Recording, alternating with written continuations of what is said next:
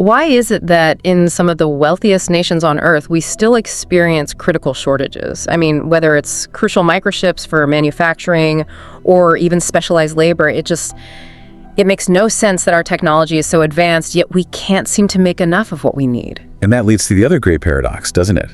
Why does a country that's incredibly rich in natural resources, say one sitting on massive reserves of oil, still struggle with huge structural unemployment? Right. You have all this value right under your feet, but you can't seem to deploy it to solve your own social problems. This tension, this deep, uncomfortable gap between what we want and what we can actually do, that's the subject of our deep dive today. It turns out those frustrating paradoxes aren't just coincidences. They are the inescapable consequences of the foundational problems every single society must solve. We are going straight to the bedrock of economic thought. Our mission here is to understand the basic economic problems that force all of these societal trade-offs. We're unpacking the iron rule of scarcity, the 3 mandatory questions every nation has to answer, and the critical concept of opportunity cost. So think of this as the master key to understanding why governments prioritize what they do, why markets sometimes fail, and why you can never truly have it all. Let's get into it. Okay, we have to start with the universal conflict. Economics as a field exists for one reason and one reason only: scarcity. We hear that word constantly, but let's really define it clearly. Scarcity comes from the fact that human wants, all the things we could possibly desire, from basic survival needs like housing and clean water, all the way up to limitless services like, cutting-edge gene therapies and space travel. Right. Those wants are essentially infinite. Absolutely.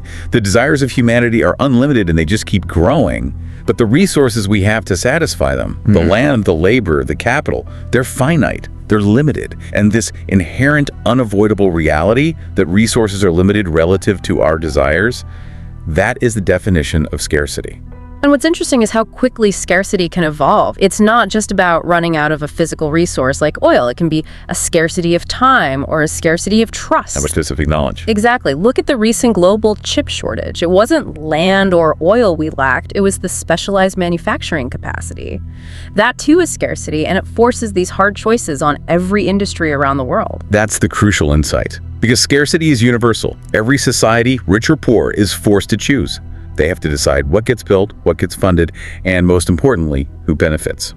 And these forced choices immediately become the 3 non-negotiable economic questions. Okay, question 1. This is the big strategic one. What to produce? This is all about deciding where to commit a society's limited pool of labor and capital. Do we focus on consumer goods?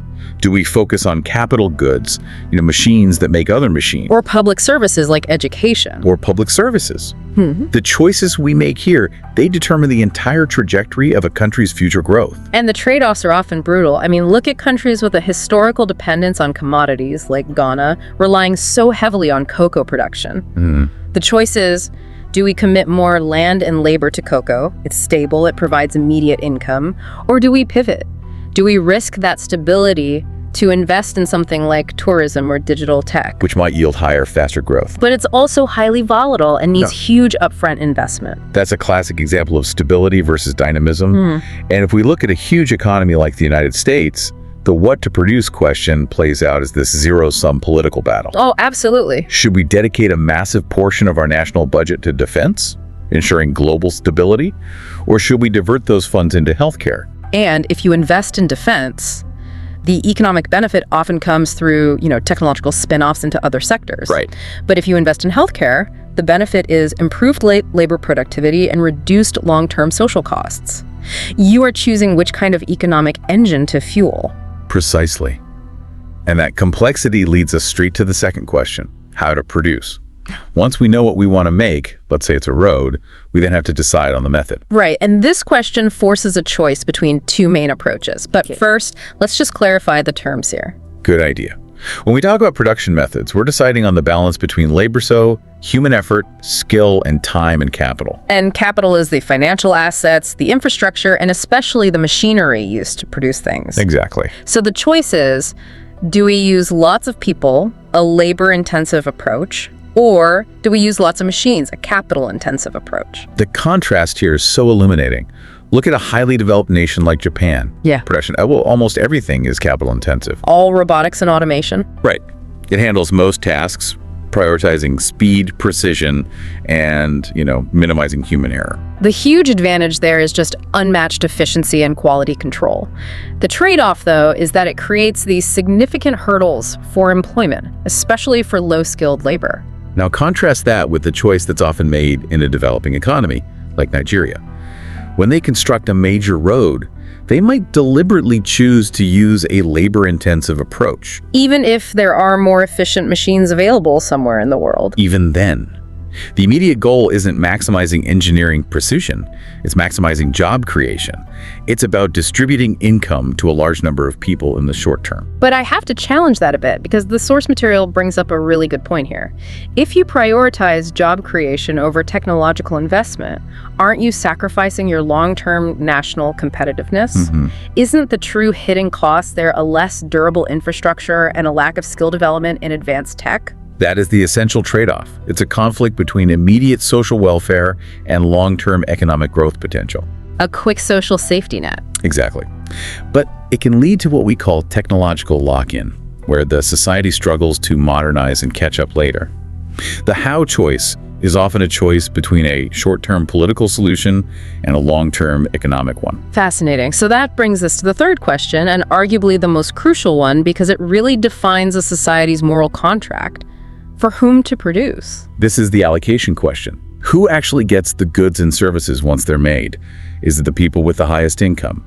Is it distributed equally? Does it only go to the big urban centers, or is there an effort to reach rural areas? The answer to this question really defines what a society considers fair. A society where only the wealthy can afford basic goods, or where services are only available to those in power. That's a society that's answering this question in a way that generates deep instability. And this is where we see a government's values in action.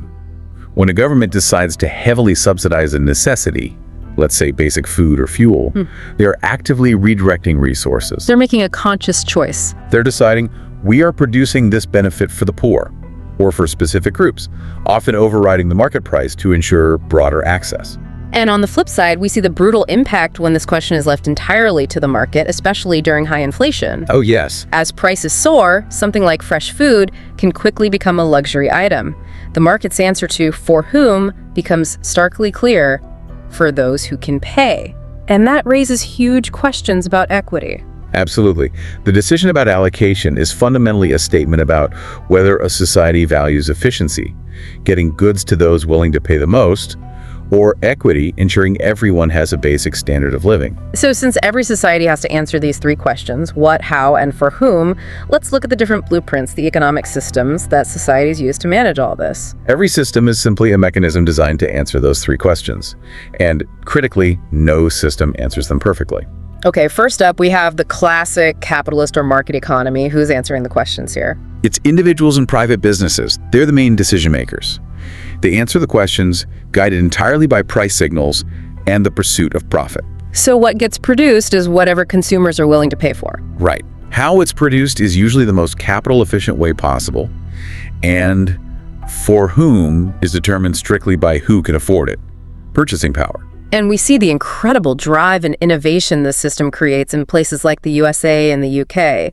But we also see its crucial failure points, what we call market failures. Market failure occurs when that pursuit of individual profit leads to really poor outcomes for the broader society. Think about pollution. A factory just externalizes its cost onto the community through dirty air. Or massive inequality. Where the system officially produces enormous wealth, but the distribution is so skewed that the for whom answer leaves huge sections of society behind. Okay, so on the opposite side of the spectrum, you have the socialist or command economy. Here, the government tries to answer all three questions. Their goal is generally to maximize equality and security. The state decides what to produce based on a central plan, often trying to eliminate waste and prevent the boom and bust cycles you see in markets. Right, historical examples being the old Soviet Union and currently North Korea. But the critical failure here isn't allocation. They can allocate equally. It's about incentive and efficiency, right? Exactly. When the central government is the only decider, The system suffers from just immense bureaucracy and a lack of flexibility.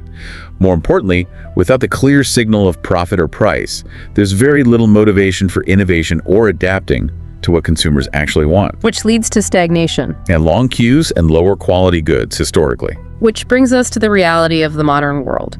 Most nations see the fatal flaws in both extremes, so they operate as mixed economies. This is where the systems blend. Decisions are made by a dynamic combination of government planning and private enterprise. Nearly every nation, from Nigeria to France to Canada, is mixed. They're just leaning a bit closer to one side or the other. And the source material highlights this balance really well with the Nigerian example. The government, it recognizes the need for stability, so it maintains tight control over critical sectors like oil extraction and essential public services. Right, ensuring some resources are allocated broadly for the public benefit. While at the same time allowing and encouraging private individuals to own and operate almost everything else, local restaurants, tech startups, small-scale manufacturing. This blending aims to harness the efficiency of the profit motive while using government intervention to mitigate those market failures, like extreme inequality or a lack of public infrastructure. So it acknowledges that you need both competitive efficiency and a social safety net. And what's fascinating here is that even the most capitalistic nations are mixed. The US government heavily subsidizes agriculture, it manages education, it controls military production. They step in to answer the three questions where the market's answer would be seen as socially unacceptable. So we've established that scarcity forces choices, and those choices are managed by different systems. Now, let's focus on the final consequence of that scarcity, which applies to everyone. The reality that every single choice requires giving something up. This is such a critical concept. Yeah. It's what separates successful decision makers from poor ones. Because resources, whether it's your time, your money, or a national budget, are limited. Choosing one thing means you are actively rejecting everything else you could have done. Okay, let's use a personal example because this concept is often misunderstood as just the price tag. I recently had a choice. I could devote a lot of my time and savings to travel for 6 months, or I could stay put and launch a new professional venture that needed intense focus.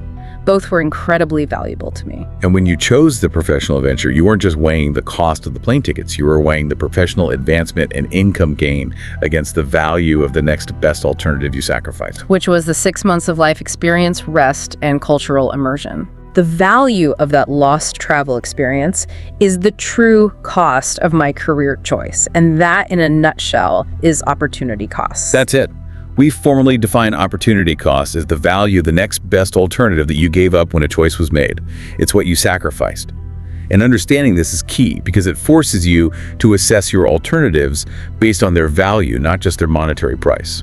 Let's apply this to the national scale again. When a government commits $1 billion to building new highways, the dollar cost is obvious. But the opportunity cost is the value of the next best thing they could have created. Right. Say fully funding new public hospitals or vastly expanding technical colleges. And the decision makers are implicitly calculating, is the benefit of faster commerce from the roads greater than the benefit of improved public health and human capital from the hospitals and schools? And if the new roads primarily benefit a small, already wealthy group, while the hospitals you gave up would have saved thousands of lives, then the opportunity cost of that road project is massive. And that could lead to long-term social instability. It's a trade-off that has to be explicitly identified. This analytical step moves decision-making away from simple budgeting and into complex value judgment. And whether you're a student choosing how to spend a limited scholarship or a national planner deciding how to deploy sovereign wealth, if you ignore opportunity cost, you're making decisions blind to the full sacrifice involved. So what does this all mean for you, the listener? We've covered a massive amount of ground today. We started with the foundational constraint, scarcity. It ensures that our unlimited desires are constantly clashing with our limited resources. And that scarcity forces every society to answer those three fundamental questions: what to produce, how to produce, and for whom to produce. These questions are then managed by different economic systems. The market system prioritizing efficiency, the command system aiming for equity, and the mixed system, which tries to balance the two.